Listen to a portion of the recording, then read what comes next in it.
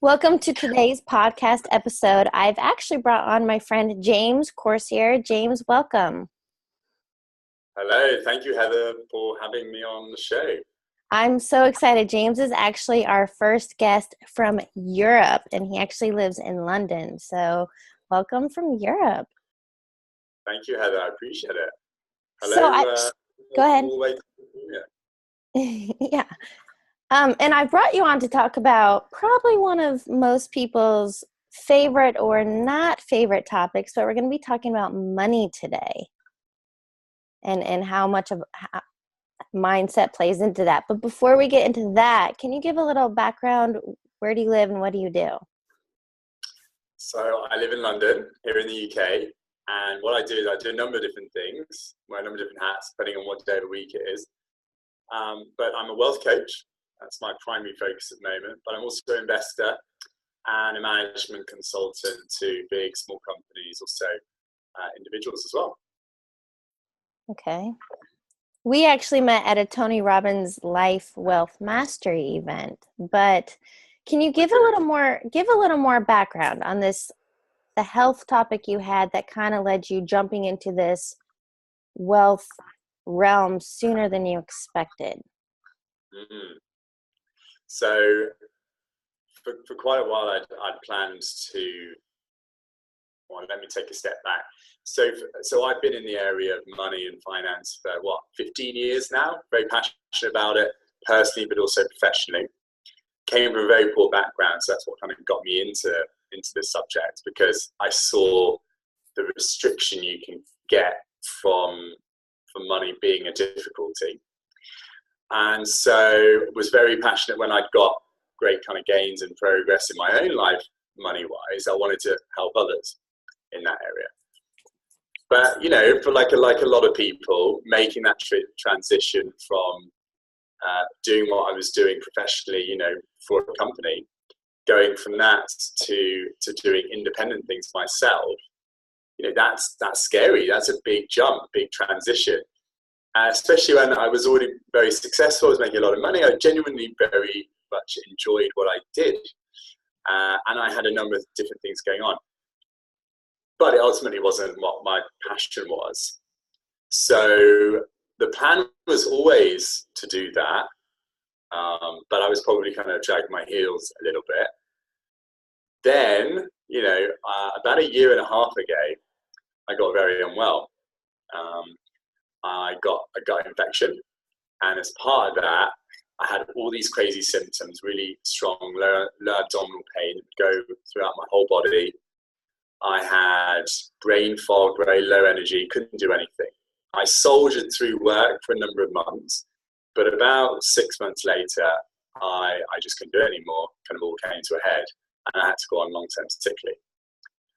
That was a bit of a, I guess, you know, maybe a blessing in disguise, but certainly a silver lining was that now I had a lot of time on my hands.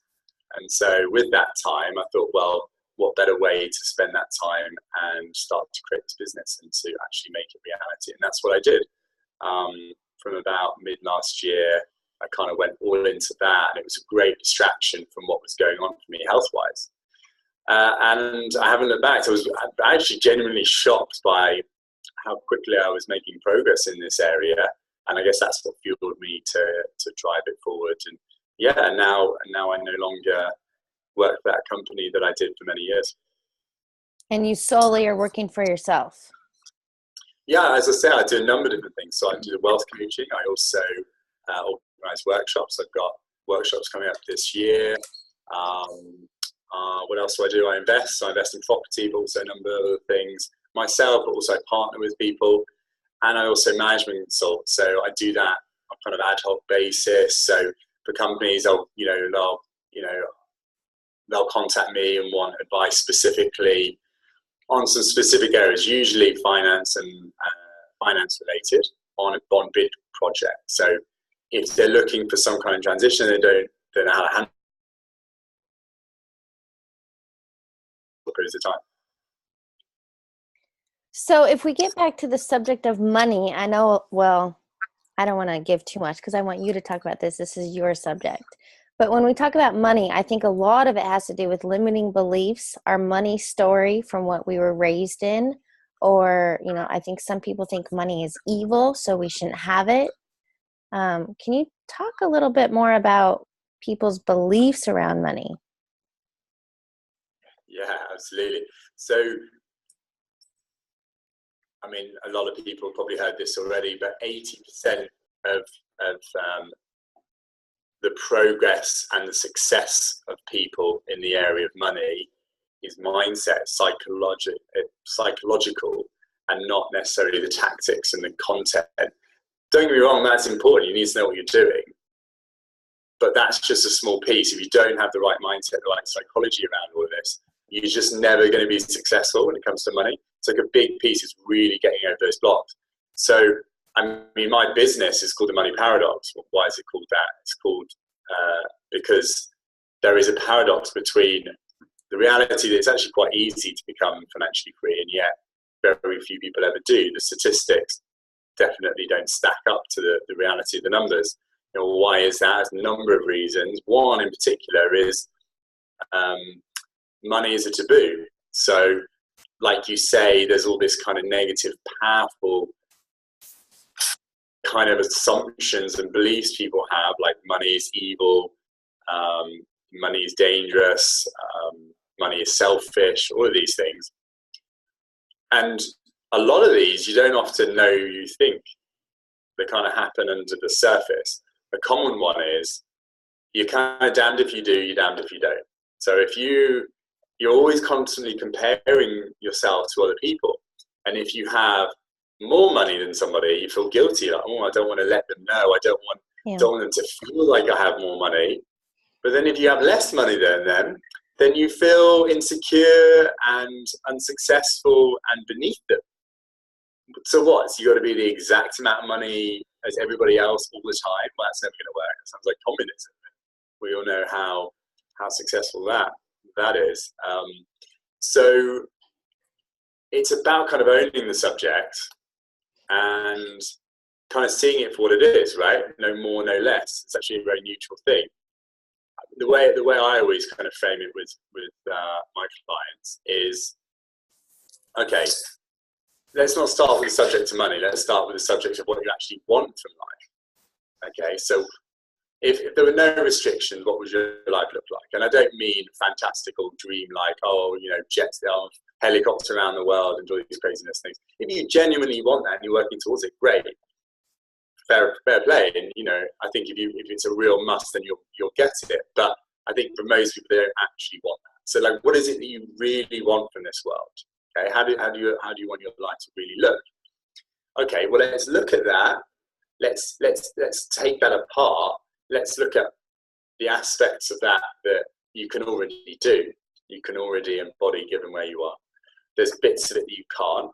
Okay, well, where's the gap there? What outcomes do you need to be able to have that? From all of those outcomes that you need, some will be knowing certain people, having certain skills, right? Some of it will be money related. Well, I need money to be able to buy that house I want to live to. I want to be able to have the money so that I don't need to work the hours that I do, right? For example. Okay, well, what specifically, how much money do you need and in what form do you need, given what you actually want? Okay, let's start with that, right? Because then it's not money for evil purposes or selfish purposes. It's money for a specific reason. So something I want to bring up that you touched on, I am currently living in Southern California, and I met up with a friend of mine, and we were walking in a very nice area. We were up near La Jolla, Bird Rock. It's just north of San Diego. But there's some really nice, they're all $1 million properties. And all we could think about is we want to go knock on these doors and ask, what are these people doing? Because they're doing something, right? Yeah. So what about the whole, you surround yourself with people?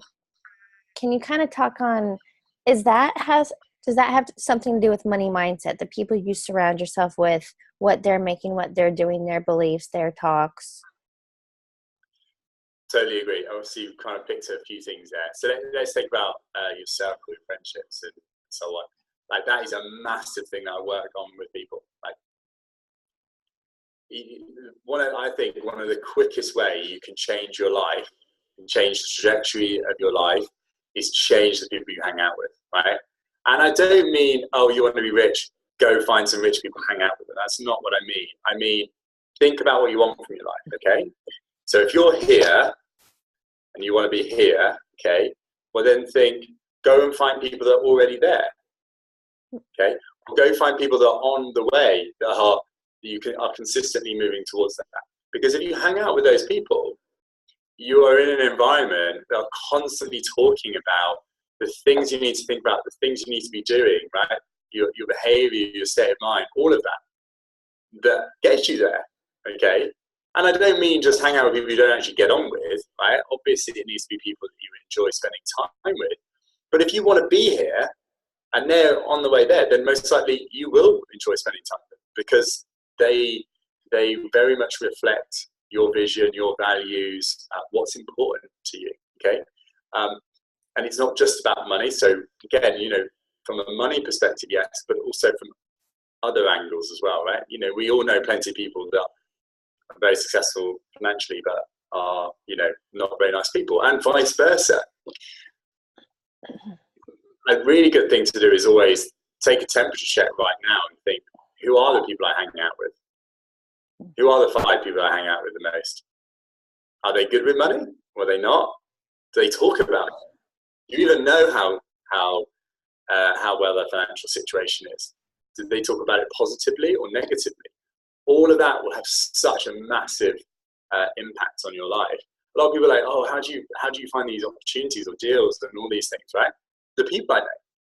And it's much more fun that way. So, when I think how we're having this conversation right now, and you're interviewing me, right? How's this happening? Well, it's from meeting you, Heather, at an event that I really enjoyed, you really enjoyed. We connect, we resonate, we're on a similar mission in life, right? And so this has come from that conversation, from connecting with you and getting to know you, right? It's the same for other things, right? So that's my piece on who you know. Absolutely important. But that's not go around to people, who live in rich houses and just go, I want to be your friend, and like latch on to somebody who's got money. That's coming from that's coming at it from an unhealthy way. Going to the point of, you look at these people in these really fancy houses, right? Like, oh, how did they get there? Well, one, I'd say you get it in Europe and the UK. I think it's a little bit more prevalent in the US in that my understanding is very showy in the US, or can be for certain aspects of the population. And it's all about how rich you look, right? Everybody's looking to drive a very expensive car or live in a very expensive house with more bedrooms than they need. I'm not a proponent of that. I just don't agree with it. If you genuinely want that, and it's really important to you, and you love that space to have all these different sports and stuff, great. But in reality, like, is that really what you want, or are you doing that just to show it to somebody else, right? And so, sometimes it can be easy to just look at people who have this apparent like abundance of wealth and think, oh, I want that. But ask yourself, do you really want that, right? Or is it really you just want to feel like you're successful? Because if you really whistle it down, in a capitalist world we live in, so you take the US, take the UK, very similar. Whether we agree with it or not, the one KPI, the one factor we measure success is money, right? So if we see someone in a very expensive house, we think more successful, better, more high value, more important. Well, I wouldn't agree with that, right? We all have value in different ways, right? We all add value in different ways in this world. It's just that some people are better able at monetizing. Well, and I think what you're really saying is because hopefully we all know that money does not equal happiness. But I think we think that we will be happy once we obtain that large house or once we get that Lambo or whatever. But if you're not, I believe, if you're not content and happy right now where you're at, the money's not going to get you there. Agreed. I Yeah. mean, so I agree with you. I think it's a bit. I would add to that. So I think it's a bit of both, right? So if you're unhappy and you're chasing happiness through money, then that's probably not going to happen, right? That's probably a deeper thing that you need to sort out, right? So some people, if they've got, I kind of see it like we have holes, right? And we need to fill all these different holes to feel fulfilled.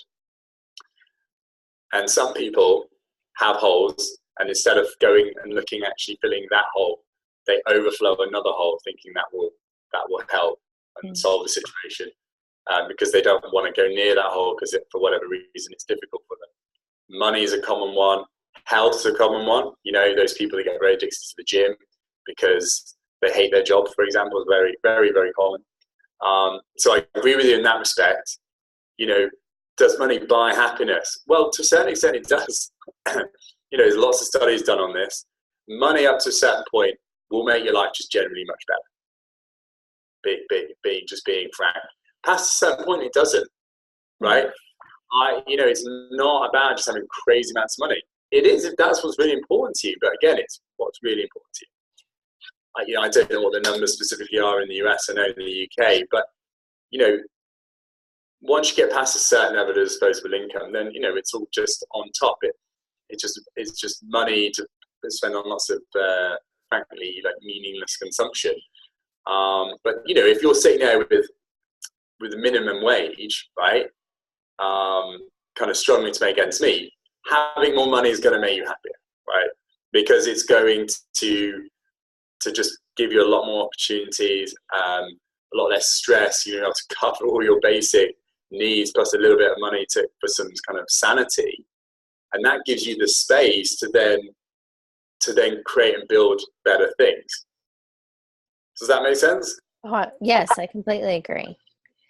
There's two things I still want to touch on that we talked about before. So what do you do if you're surrounded by people that, and I have this right now in my surrounding where I'm currently living, but they're always broke. They're like, I have $2 to my name. I do not live in that mindset, but I'm currently surrounded by that. So do you either help that I need to be spreading the light and helping these people? Like, hey, money, that doesn't have to be your reality. Or is it time to step back and find those more positive people that have the abundant mindset? The latter, hands down. Yeah. Yeah, hands down. I mean, I think you know that already, right? Yeah. Yeah. So, don't get me wrong. A lot of people say, I don't want to just get rid of my friends. What are you talking about? Like, I've known these people for years. They're so important to me in difficult times and so on. Absolutely, I agree. I don't mean just cast off your old friends, right, and never see them again because they, got some kind of limiting beliefs or kind of bringing you down. Don't kill my vibe, It's the way I see friendships, right, is we go through this world and we connect with so many people, right, and we develop strong or loose relationships with people, right, as we progress, and we go through different times in our life, different chapters, different phases, and depending on where we are, different people come close and not close to us, right? Now, usually what happens is we allow the environment to take hold. And then we'll kind of consider these certain people that are our close friends, and we just feel it's like our duty to see these people once a week forever. Well, do we? Who said that? Right? The way I see it is, we have a network of people that we know. Now that depends on how you operate and who you are as a person, how you connect with people. But as we go through different phases, we can bring people in and out depending on what's important to us, what's going on for us. Now, if we have close friends from before that, are not necessarily right for us given where we are at the moment, it's not about shutting them off. it's recognizing them as a close friend. And if they need support from you, right, and they're reaching out to you for support, absolutely provide that, so long as it's not taking from you too much. But if it's about just meeting them every week just for the sake of it, it's not that. What is your feeling? Are you familiar with Gary Vaynerchuk, Gary V? Yeah, he's a good guy. I'd like seen him on like adverts on YouTube for years, and then a friend of mine sent me some YouTube video of his. And was like, you got to watch it; it's amazing. And I saw it, and I was like, wow. I mean, this guy is pretty cool. I really like his attitude. So now I watch and follow a lot of his stuff. But what I question on him is, so I like Gary Vee. He's very blunt, in your face. I actually at home on a Post-it because one of his videos was move the fuck on. And so for me, that's like anytime you're kind of like in a rut or whatever, move the fuck on. But anyway, what I disagree with Gary Vee is he is all about the hustle and the grind. And you need to work 36 hours a day in order to get to where you want to be. And that's what I completely disagree with. But I want your opinion. Yeah, it's a good point. I mean, because you're very much about balance, right? That's your thread, your theme. I'd agree with you. What's my perspective on it? It keeps coming back to like, what do you want? You know, like so many people, I don't know what I want. That's a hard question when they laugh at. I don't know. Well, let that out. That's really important, because some people are driven. I mean, that's their mission. That's their purpose. Like, they're juiced by grinding and hustling. And you meet people like Gary Vee, you meet people like Grant Cardone, right? Tony Robbins, you know, our mutual friend, all on the hustle, right?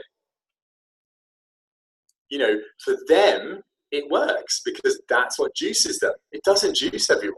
So first know what you want, okay, and then work to that. So for me, I love the grind and the kind of and the hustle, not to Gary Vee's extent. Okay, I love that, but again, it's important for balance, right? I'm constantly trying to bring this balance in, because especially, you know, certainly events that play in our life have a big effect. So for me, you know, my health really came to a head about a year and a half ago. So it doesn't matter how much I want to hustle and drive and work, you know, 18 hours a day, I can't do that because my health will suffer as a result. I need to make sure my health is maintained to a certain level, right? But I would say that to all other areas.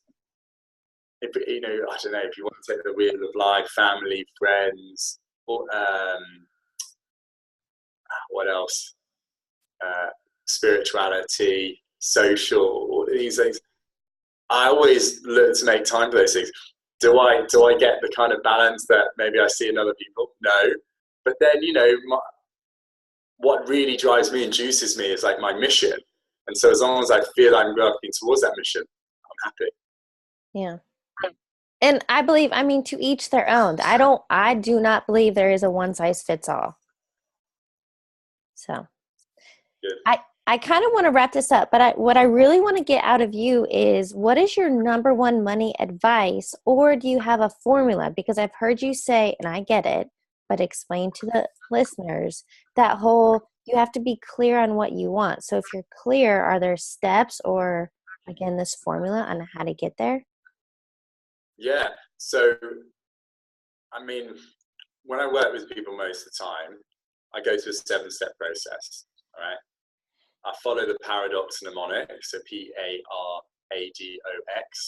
because it's easier to remember. Okay. Position. Okay, so you really need to understand where you are right now. Like, you really need to own that. So get transparent on how much money you have, what's your net wealth position. So debts you owe, assets you have, whether that's small or big. What's led you up to this point?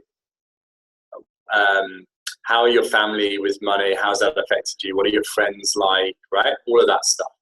Really get honest and clear with yourself about that, right? Because you don't, how can you move towards where you want without knowing where you are right now, okay? Second thing, ambition. So know what your ambition is in life, i.e. the outcome you want. What is your vision for life in general and for money? And are they connected? Because if they're not connected, it won't happen. The The money won't happen if it doesn't link to what you actually want. Okay. You also need to really believe it will actually happen, because if you don't have that belief, you will just sabotage yourself.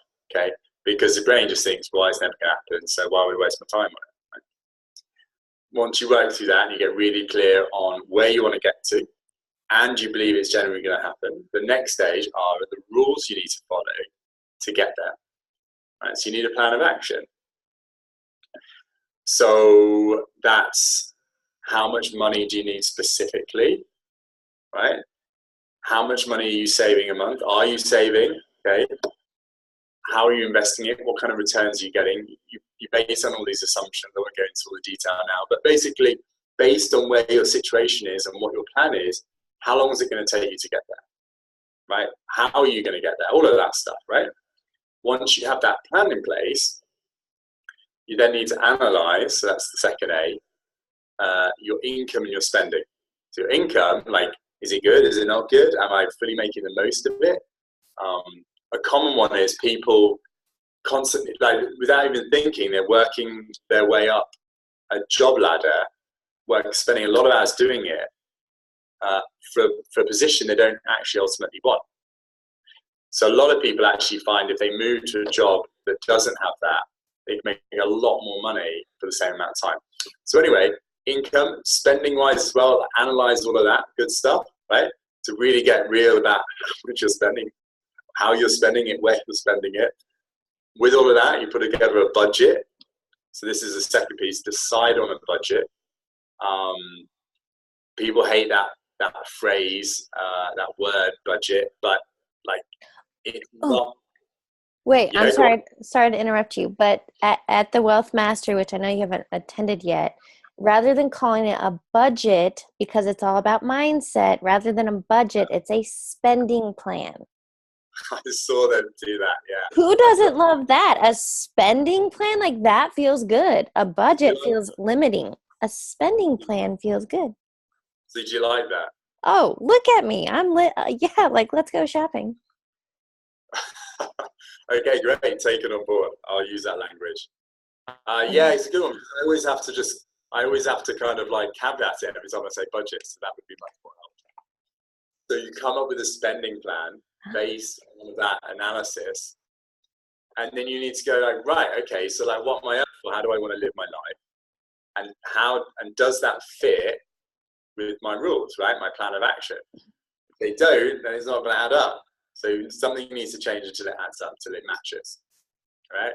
Once you've done that, second to last piece, you need to take advantage of the opportunity of making money from money, right? So investing, basically. Most people nowadays don't invest. It's mad. I think 2008 was a real blow to the psychology around it all. People are scared. And it's a real shame, because the last 10 years, it's been exceptional growth in a lot of markets. And it's now they're slowly realizing, only just before, potentially the next crash. So it's a bit of a shame in that respect, but you need to engage with the market. You need to actually invest, because if you don't, you'll get to financial security, but you'll never get to financial abundance. You'll never get to financial freedom without actually investing, because the returns are so low. The last piece is about exporting all of this from everything you kind of work through. It takes a long time. It needs that upfront investment, just like a seminar kind of thing. You need to kind of export it from your conscious, which is your awareness, to your subconscious. And the best way to do that is to automate, to simplify. Okay, so think about everything you now know and you now need to do. Right, how do I do this in the quickest, most efficient way? Right, so who can do parts of it that I don't have to do? Okay, what bits do I actually have to do? Because a lot of it's superfluous. It's just awareness. And you should just get down to a piece where you're just doing like an hour a month from a spending plan perspective, and something like once every 6 months to a year from an investment point of view, and then you're good, right? The last bonus piece is, once that's all in place and it's kind of ticking along, working towards your ultimate vision, right? Your financial freedom. You now then need to think, okay, well, let's bring back what I ultimately want in life, right? Let's look at what I ultimately want. While I'm still working towards it, how can I start to make my life look more like this now, rather than just waiting until that happens? Okay, and then once you start thinking like that, you'd be surprised how much you can make your life amazing right now without having to kind of delay it. And that's it. So it's that process with that bonus piece. That's awesome. Thank you for sharing that. I took a lot of notes if you couldn't tell. Sure. So I want to wrap this up with some rapid fire questions. These are some of my favorite, but it's whatever first comes to mind you go with. Sure. What is a quote or motto that you live by? Yeah. So my favorite quote is a Tony Robbins one, I think. I think he stole it actually from someone. Our deepest fear is not that we are inadequate, but that we are powerful beyond measure. That's actually Mary. Yeah. Time I say that, I get goosebumps. It's actually Marianne Williamson. She said it. Interesting. Okay, good to know. It's in her book. Her book is called, and I read it. Darn it, I don't have it on top of my head, but it's Marianne Williamson. Excellent. Okay, good. All right, taking note of that. That is a good one. It really is. What book are you currently reading, or that you highly recommend? Amazing book. I'm reading at the moment. I'm reading loads of books, but Unscripted by M.J. DeMarco. Phenomenal book. What is that about? It's about the script is basically most people in life who are just basically rat race, paycheck to paycheck, unaware, thinking consumerism will solve their problems and make everything amazing, right? Or slow lane, which is like basically do nothing, put it in a 401k and wait until you're 65 and retire, which is like most people in this world, right? In the Western world. Yes. And he basically just pulls it apart and just goes, it's all bullshit. And this is what you need to do. Oh. I won't spoil the spoilers. I will put that on my reading list. You're going to come back to say it's amazing. Finally, what advice do you give to your younger self? I've said this a few times recently to mates and my mum actually. So if I had a child, well, I will have a child, but when I do, I wouldn't not put them through university. I went to university, right? I was formally educated, I had a degree, chartered accountancy qualification. You know, I did all that good stuff. I would really question whether that would be a good idea. I'm not saying it's never a good idea, but it definitely shouldn't just be the assumption that you do. Yes. I agree, because even I know a lot of people that, especially in America, you need that piece of paper to get into the corporate world. But I know many successful people, creatives, and gone their own entrepreneur way. You don't need that damn piece of paper. If you want it, go get it, but you don't have to have that. Right. It's not just the piece of paper. There's an experience behind it, all that stuff. Again, it comes down to what you ultimately want. Whenever you buy something, okay, do you ever ask, did this person get a degree? Never. Whenever someone comes to speak to me for coaching, right, and we're having initial consultation sessions, never, I'm telling you, never do they ask, what degree do you have? What qualifications do you have? Never have it. So you just got to think, like, why are you doing it? If you're doing it because of your own self-study, your own fulfillment, great. But beyond that, I get it. Gary Vee says that too. Anyway, not to get off topic. James, thank you so much for sharing this huge wealth of abundance, and I'm excited to put some of this into place. You're more than welcome. Thank you, Heather. It's always a pleasure to talk with you.